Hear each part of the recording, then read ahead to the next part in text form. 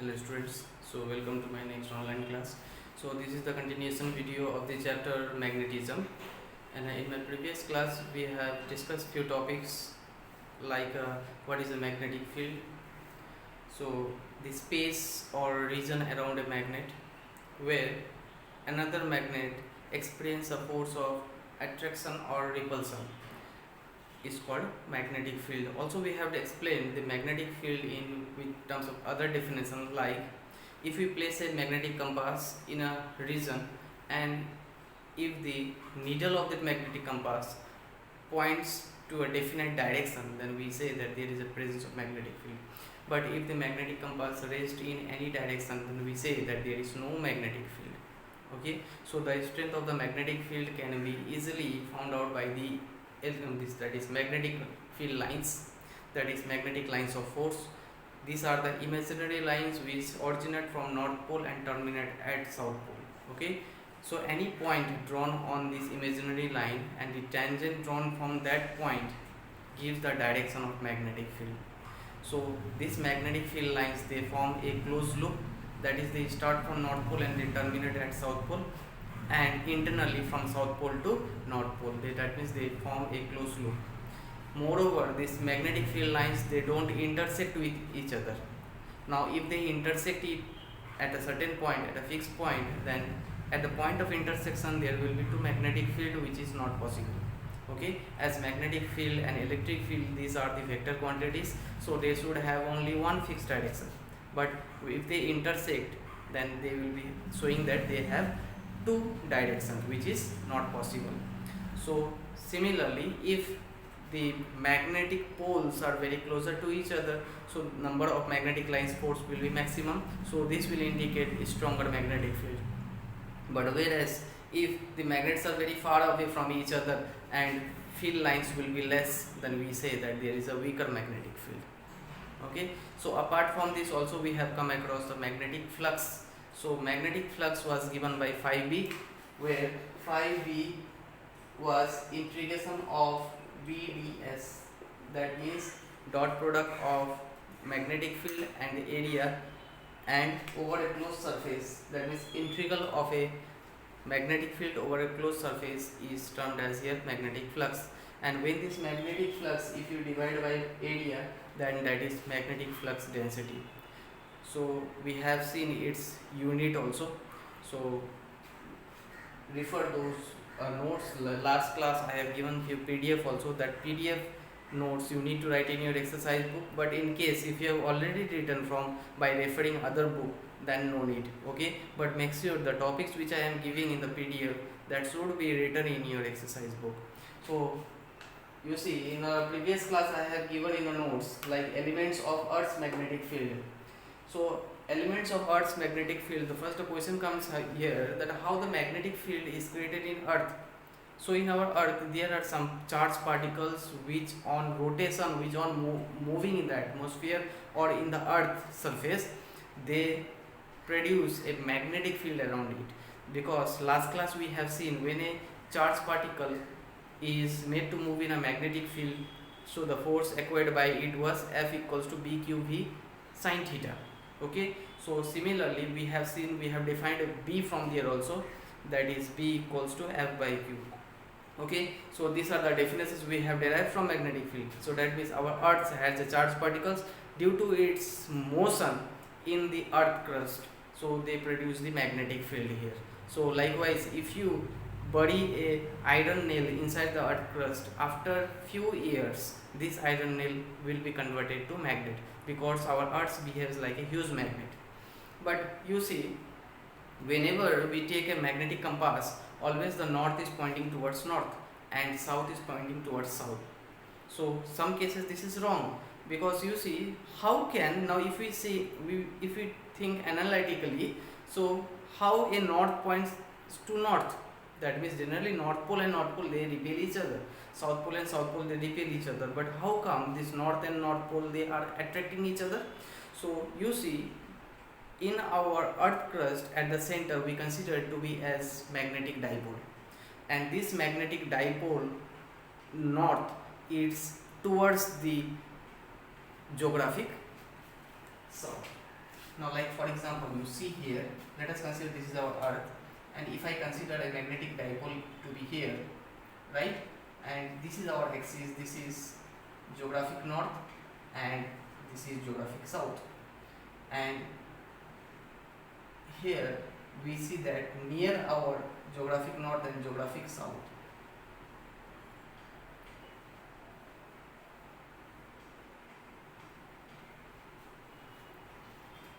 okay, so you see north is pointing towards north and south is pointing towards south, because near geographic north there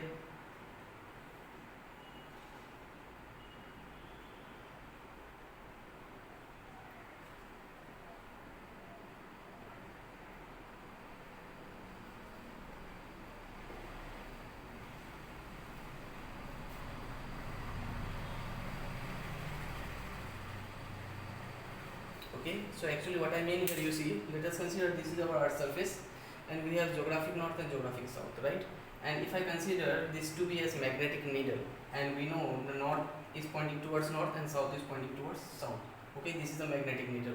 Now why it is so, why north is pointing towards north and south is pointing towards south? Because near the geographic north there lies a magnetic south, near geographic south there lies a magnetic north, so that is why south is getting attracted to north, but it is showing the direction south is towards south. North is getting attracted towards south, that is magnetic south, but likewise it is showing the direction of north. So this is the reason why the magnetic needle north pole points towards north and south points towards south pole. Okay. So next we see what is the angle of declination. It's the angle between geographical meridian and magnetic meridian. Now if I say this is the magnetic meridian, this is the geographic meridian, this angle subtended is called angle of declination. That means magnetic meridian and angle, this geographic meridian, they are subtended by a few angles. That is, that inclination is called here angle of declination. Next we have angle of dip. So what is this angle of dip? You see in our Earth's crust, as our Earth is behaving like a huge magnet, it has horizontal component as well as it has vertical component of magnetic field, right? So our Earth has a horizontal component of magnetic field as well as vertical component of magnetic field. Now in this horizontal and magnetic field, they have a resultant magnetic field, that means magnetic field of Earth. So magnetic field of Earth is drawn as a resultant of horizontal and vertical. So the angle subtended between the horizontal magnetic field and the resultant magnetic field, that is defined as angle of dip. Okay, so angle of dip is denoted by theta, which is subtended between resultant of Earth's magnetic field with the horizontal magnetic field. Okay, so horizontal magnetic field. Now if I asked you to calculate the horizontal magnetic field, now how we will calculate here? If we draw a vertical line here, now from this triangle, if I consider this one as O, this one as A and this one as B, in triangle AOB, if I consider here cos theta curly brown, that means brown is BH, and this is what BE, this diagonal to be as BE, right? So BH equals to BE cos theta. Similarly, if I calculate sin theta from here, then I will be getting here sin theta equals to, now this is BV, that means this total is BV. Okay, so this total was BH, right? So sin theta, some people have again sin theta equals to BV by BE. Now again if we cross multiply, we will get BV equals to BE sin theta. Okay, so this is the horizontal component, BH equals to BE cos theta, and vertical component is BV equals to BE sin theta. Now if we square up, now you see in the previous class I have told you the tangent law. Now if you divide this BV by BH, that is BV by BH equals to BE sin theta by BE cos theta. So BE and BE will get cancelled, that means sin theta by cos theta is tan theta. So therefore tan theta equals to BV by BH. Okay, that is also considered to be as tangent law. So these are the few terms you have to keep it in your mind. So there are a few terms in magnetism which are important. You see these terms, they come in just in 1 marks or 2 marks. They ask the definition of these terms here, like magnetic permeability. What do you understand by here magnetic permeability? That means the ability of a magnetic material to allow or pass a magnetic field lines through it. Some substances they can allow the magnetic field lines to pass through it, whereas few substances are there, they don't allow any magnetic lines to pass through it. So you think if any substance is allowing more magnetic lines of magnetic field lines to pass through it, then we consider to be as good magnetic material. But whereas if some substance, if some material does not allow magnetic field lines to pass through it, we say that it is not a good material, not a good magnetic material, right? So it depends upon magnetic permeability. Mu r, this nu r is called relative permeability, that is B by B0. Okay, so the magnetic field by magnetic, that is initial magnetic field to that given magnetic field, that is B by B0, right? So intensity of magnetization, this is denoted by capital M or capital I, which is defined as magnetic moment per unit volume. So small m we consider to be as magnetic moment and V is to be as volume. So intensity of magnetization is defined as magnetic moment per unit volume, like how much magnetic quantity, magnetic power is there in a per unit volume. So we can calculate this intensity, how intense it is, how magnetic field is intense in a particular volume. So that is being calculated by intensity of magnetization. Next we have magnetizing field.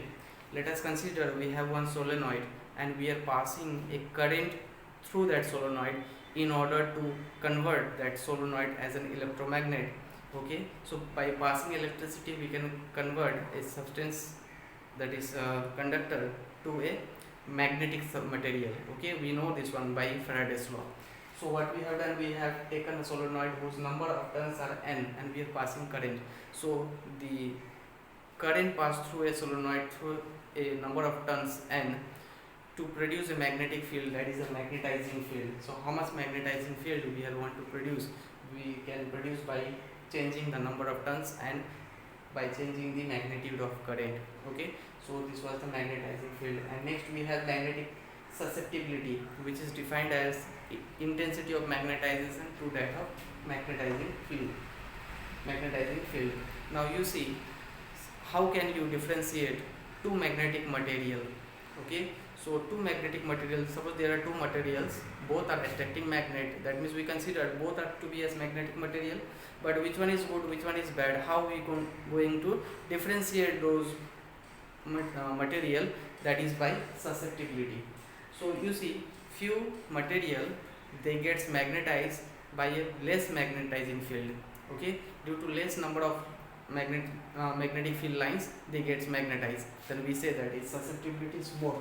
If H is less, H is means magnetizing field, if less field is required to magnetize, that means that is considered to as good magnetic susceptibility.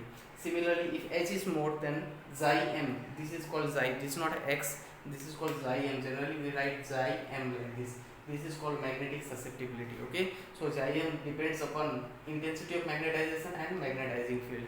So less the magnetizing field, so more will be the susceptibility and vice versa. Okay, so these are the terms: magnetic permeability, intensity of magnetization, magnetizing field and magnetic susceptibility. So based upon these we can divide magnetic materials into three types.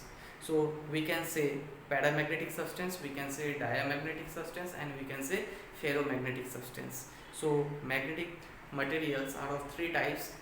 These are paramagnetic substance, diamagnetic substance and ferromagnetic substance. In paramagnetic substance, what happens, if you place this paramagnetic substance, this magnetic material in a magnetic field, okay, this magnetic material when you place in a magnetic field, that means the feeble magnetism is produced in opposite direction of applied magnetic field. That means if I consider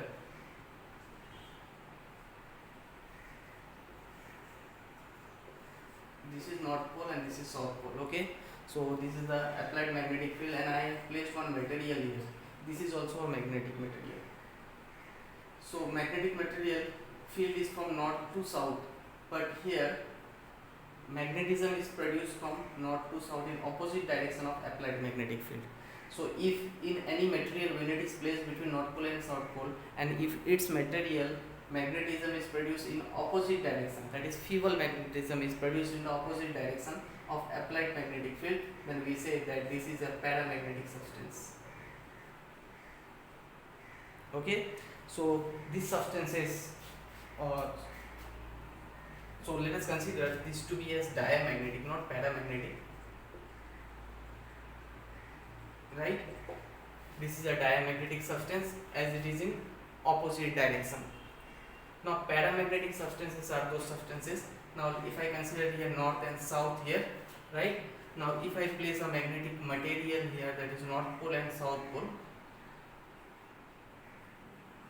if I consider here as to be as north pole and here is to be as south pole, that means a feeble magnetism is produced in the same direction, right? Applied magnetic field was from north to south, and this magnetic field is also produced from north to south. That means feeble magnetism is produced in the same direction of magnetic field. So this type of material, it is called here paramagnetic. Okay, so generally there will be a confusion. You see, like just now I have made this one as paramagnetic and this one as diamagnetic. Okay, so these mistakes you will find, but you have to relate this one with the third part. When you understand the third part, then you can easily point out your mistake. Okay, suppose if you make a mistake of dia in place of para or para in place of dia, then you can find it out easily, sort it out in terms of ferromagnetic, that is the third type. Okay, that is north and south. Now if any material you are placing here and if it is north and south, always remember the ferromagnetic substance, they are in the same direction. That means the magnetism which is produced in the magnetic material when it is placed between north and south is in same direction.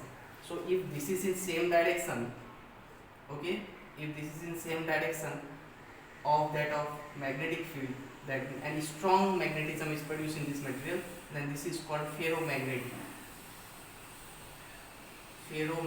material. Okay, ferromagnetic material and paramagnetic material both are more or less same, but here strong magnetism is produced in the same direction of magnetic field, and here feeble magnetism is produced in the same direction of magnetic field.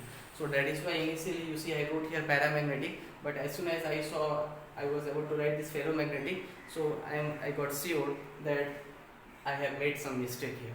So therefore you will also remember in this way that in diamagnetic, feeble magnetism is produced from north to south to that of applied magnetic field, and here paramagnetic and ferromagnetic magnetism is produced in the same side. One is in feeble and one is in strong. Okay, so these are the features of these substances. Also you will explain in terms of susceptibility. So in the notes I have given what is the susceptibility of diamagnetic, paramagnetic and ferromagnetic, that susceptibility and this relative permeability, that value you have to write, and also you need to write your examples. So first you will write the definition of diamagnetic, then you will write the xi-m, that is susceptibility, and example. Similarly for this paramagnetic and ferromagnetic. So on the board you can see I have drawn three graphs here, that is Im versus absolute temperature, that means magnetic susceptibility with respect to temperature. So how can we differentiate the three magnetic materials, that is paramagnetic, ferromagnetic and diamagnetic, in terms of absolute temperature and susceptibility? You see, so first this is for paramagnetic substances. If you get the nature of a graph like this, inversely proportional, that is xi-m is inversely proportional to absolute temperature.